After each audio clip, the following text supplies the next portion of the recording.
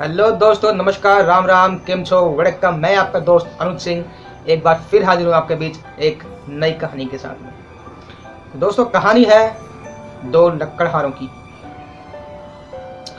एक लकड़हारा था, उसका नाम था अमन, और एक लकड़हारा था, उसका नाम था समर।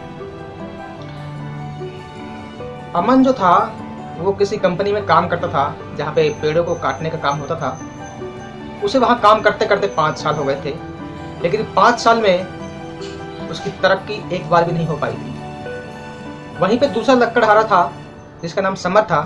उसे अभी आए हुए 1 साल ही हुए थे, और 1 साल में ही कंपनी ने उसकी तरक्की कर दी थी उसके काम को देखते हुए।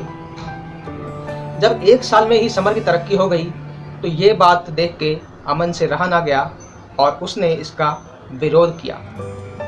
इसका विरोध जताते हुए वो कंपनी के प्रबंधन के पास गया, अपने बॉस के पास गया, और उसने कहा कि मुझे 5 साल हो गए इस कंपनी में काम करते हुए और मुझे आज तक तरक्की नहीं मिली एक बार भी, और उधर समर को 1 साल में ही तरक्की मिल गई, ऐसा क्यों?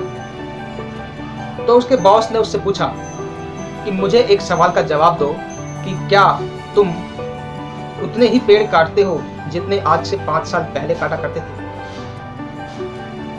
क्या तुम उसी प्रकार मेहनत करते हो जिस प्रकार मेहनत तुम आज से 5 साल पहले किया करते थे? इस बात का जवाब अमन के पास नहीं था। वो समझ गया था अपने बॉस का इशारा, और वो चुपचाप वहां से चला गया।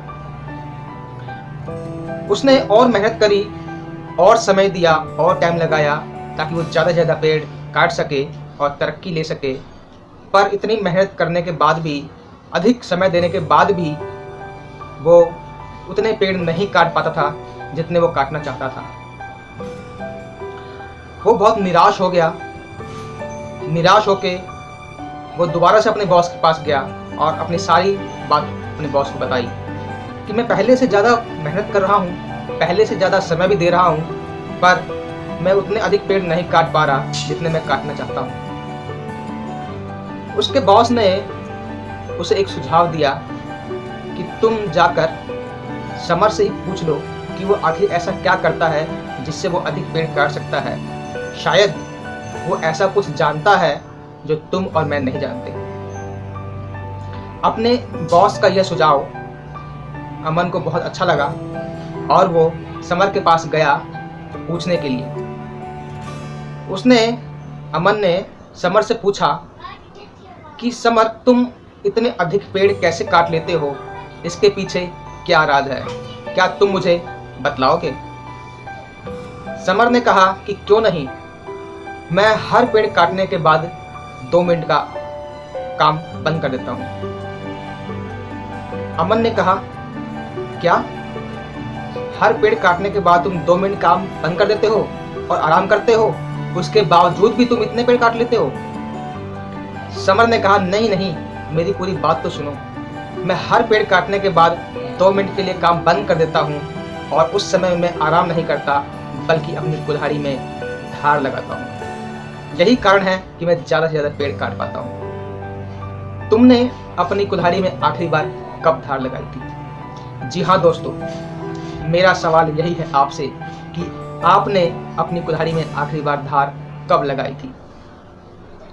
दोस्तों, यहाँ पे धार से मतलब है कि आपने अपने ब्रेन को, अपने दिमाग को, अपनी बुद्धि को आखिरी बार कब खुराक दी थी? हमारी पिछली शिक्षा और हमारी पिछली अचीवमेंट्स इतने ज़्यादा मायने नहीं रखती। हमने पहले क्या किया वो ज़्यादा इम्पोर्टेंट नहीं है। हमारी आज की शिक्षा और आज की अचीवमेंट मायने रखती है। जिस प्रकार हम अपने शरीर को स्वस्थ रखने के लिए रोज़ खाना खाते हैं, रोज़ अच्छा खाना खाते हैं, उसी प्रकार हमें अपने दिमाग को भी, अपने मस्तिष्क को भी अच्छे विचार देने होंगे, अच्छे विचारों की खुराक देनी होगी। दोस्तों, यहाँ पे मैं बताना चाहूँगा कि हम सिर्फ खाने और विचार की बात नहीं कर रहे, बल्कि अच्छे खाने और अच्छे विचारों की बात कर रहे हैं। जी हाँ, अगर हम रोज़ गला सड़ा खाना खाएं या जंक फूड खाएं तो हमारा शरीर भी गल सड़ जाएगा, जंक यार्ड बन जाएगा। ठीक उसी प्रकार अगर हम अपने मस्तिष्क को, अपने दिमाग को, अपने माइंड को अगर गंदे विचार देंगे, नकारात्मक विचार देंगे, तो हमारा ब्रेन भी, हमारा माइंड भी गंदी तरफ जाएगा या नेगेटिविटी की तरफ जाएगा। इसलिए हमें अपने शरीर को स्वस्थ रखने के लिए अच्छा भोजन और अपने माइंड को, अपने दिमाग को, अपने मस्तिष्क को स्वस्थ रखने के लिए अच्छे विचार और सकारात्मक विचार देने की आवश्यकता है। इन्हीं अच्छे विचारों से, इन्हीं सकारात्मक विचारों से हमारा माइंड पॉजिटिव होगा, पॉजिटिव सोचेगा और पॉजिटिव ही काम करेगा। तो दोस्तों, मैं आपसे लास्ट में यही कहना चाहूँगा कि जैसे हम अच्छा खाना खाते हैं, वैसे ही अपने मस्तिष्क को, अपने ब्रेन को, अपने माइंड को अच्छे विचारों की खुराक दीजिए। अगर आपको अपने जीवन में सफल होना है तो, अगर आपको अपने सपने पूरे करने हैं तो, अगर आपको अपने लक्ष्यों को हासिल करना है तो दोस्तों, थैंक यू वेरी मच। मिलते हैं फिर अगली बार एक नई कहानी के साथ। तब तक के लिए शुक्रिया।